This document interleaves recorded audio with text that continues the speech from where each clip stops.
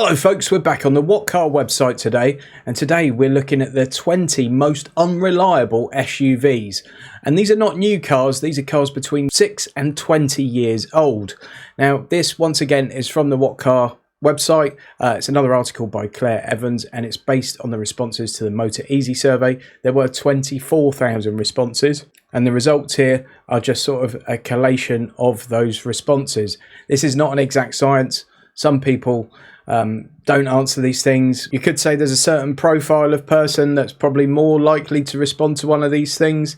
There are also people that have got an axe to grind because they've bought an expensive car and it's let them down and they feel like it's the end of the world. Other people have bought a cheap car and they want to shout about how fantastic it is. So it's not a perfect science, but this is based on 24,000 responses. The other thing I'm just going to mention is this is reliability, but not everything in this is something that's going to leave you stranded by the roadside. And there are also, like infotainment's one, for example. There's also a little bit of ambiguity in here because it mentions things like brakes and things that are wearable items. And we don't know if that's a brake control system or if it's like discs and pads and that kind of thing. So just bear that in mind. Take this with a little bit of pinch of salt and enjoy. This is the first time I'm seeing it, by the way, so you'll get my genuine reaction as we go through. Number 20 is the Nissan Qashqai Diesel 2014 to 21. 74% reliability. I would have thought that would have been less reliable than that. I thought that would have been in the top 10 probably, having heard lots of stories about those in the past. Number 19 is the Hyundai Tucson. 73% reliability. Issues with engine, non-engine electrics were the main problems, accounting for 28% of faults, followed by issues with bodywork and gearbox/clutch. Number 18 is the Jaguar F-Pace. Again, this is one I expected to be probably in the top 5, 2016 to present.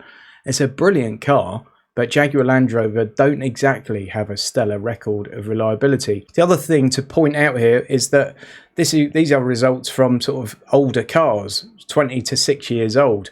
So out of 2016 to present, this is probably one of the newer vehicles we're going to see in this list, I would imagine. I could be wrong. 10% of repair work was carried out for free by Jag, 30% of bills were more than 500 quid, and 10% topped 1,500. At least 60% of cars were fixed in less than a week, the rest took more than a week.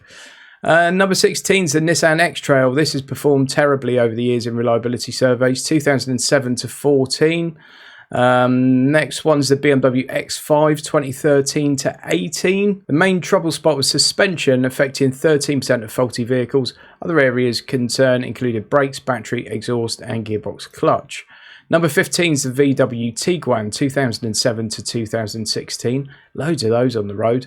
2/3 of remedial work cost less than 500 quid. 20% of owners paid out up to 1,500 and 13% had to find more than that. Half of cars were put right within a day, but 30% were off-road for more than a week.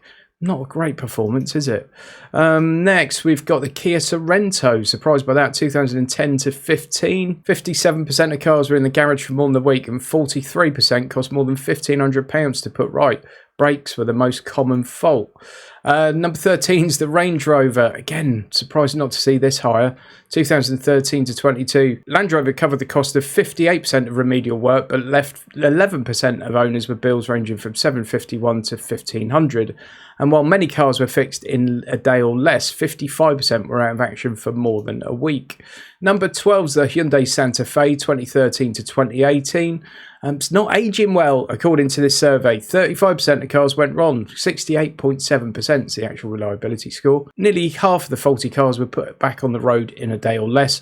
21% were in the workshop for more than a week. The worst news is that 23% of them cost up to 1,500 quid to put right, and 15% cost even more than that. Number 11 is the BMW X1 Diesel, 2009 to 15. Suspension issues, again the biggest problem there, as was the case with the X5, wasn't it?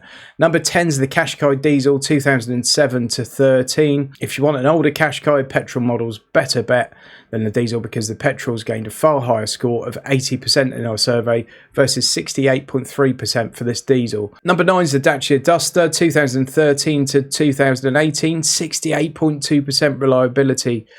Cost of repairs was covered for 8% of cars and 60% of bills were less than 300 quid, but some owners had to find more than 1,500 to put their cars right.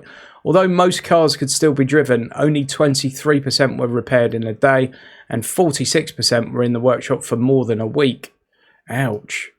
Number 8 is the Audi Q7, 2006 to 2015. Suspension and brake issues are the biggest gripes. There were also issues reported with electrics, aircon, engine, exhaust, steering. None of the cars were fixed for free. 2/3 of bills were 500 quid or less. However, that left an unlucky 25% to find up to 1,500. Number 7's the petrol Qashqai. Now, this is massively unusual.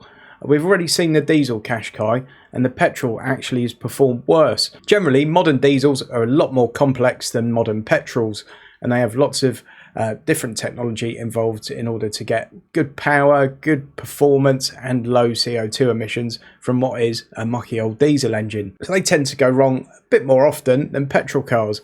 Not the case with the Qashqai. 64.4% reliability. That is not good, is it? There are loads of those cars on the road. That's the last generation Qashqai. Insane. Number 6 is the Ford Kuga, 2008 to 13. 61.6% reliability. That is shocking. 34% of the cars were rendered undrivable by faults. Now, this is a key thing because some of the cars here, they're just talking about suspension issues and, you know, little electrical gremlins and things like that. This means your car's broken down. 34% were rendered undrivable and 45% spent more than a week getting fixed. 65% of cases, the costs were under 300 quid and only 6% paid out between 1,000 and 1,500. The exhaust system's the most frequently cited problem area, followed by battery, brakes, engine and suspension. Number 5 is the Nissan X-Trail 2014 to 21. Again, not a surprise. This performed really badly in new car reliability surveys.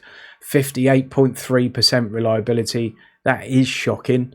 30% of faulty cars were fixed for free by Nissan, but that left 10% of owners with bills exceeding 1,500 quid. Number 4, Range Rover Evoque 2011 to 19. Bodywork and electrical issues were the most common complaints, but there are also reports of problems with aircon, battery, exhaust and gearbox and clutch. Number 3 is the Land Rover Discovery Sport 2014 to present. It's even more prone to problems than the Evoque. 55.4% reliability. That is shocking. So nearly half of people reported problems with them.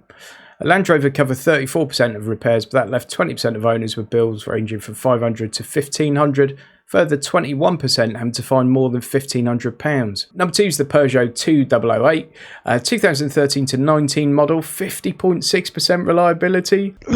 Cost of repairs was covered by Peugeot in 22% of instances. Main issues here were exhaust, suspension, and also 1 or 2 issues with battery, electrics, engine and fuel systems. Wow, that's a bad score. But look at this. Oh my days. 47.8% reliability. So over half of people that responded had problems. Now this model could be quite long in the tooth, let's be fair. Started off in 2004 and they've taken it all the way through to 2017. Obviously there were some facelifts along the way. Engine and suspension were the biggest bugbears, followed by battery, brakes, electrics and fuel system. Suspension's a famed area, particularly air suspension on Jaguar Land Rover cars. If you've ever seen one sort of sitting like this in a car park, it's one of the ones with a problem. The good news is that 25% of cars were fixed within a day and 50% were back on the road in less than a week. It's not such promising news when it comes to repair bills though. 50% of owners paid up to 750 quid and another 24% paid more than £1,500. Folks, I'm going to put a link to this article in the video description for you so you can go and check it out on the WhatCar website yourself. Please give this video a thumbs up. Please subscribe to the channel if you haven't already done so. And if you'd like to buy me a coffee, I'd massively appreciate it. There's a link pinned as a top comment and in the video description. Thanks a lot. See you on the next one.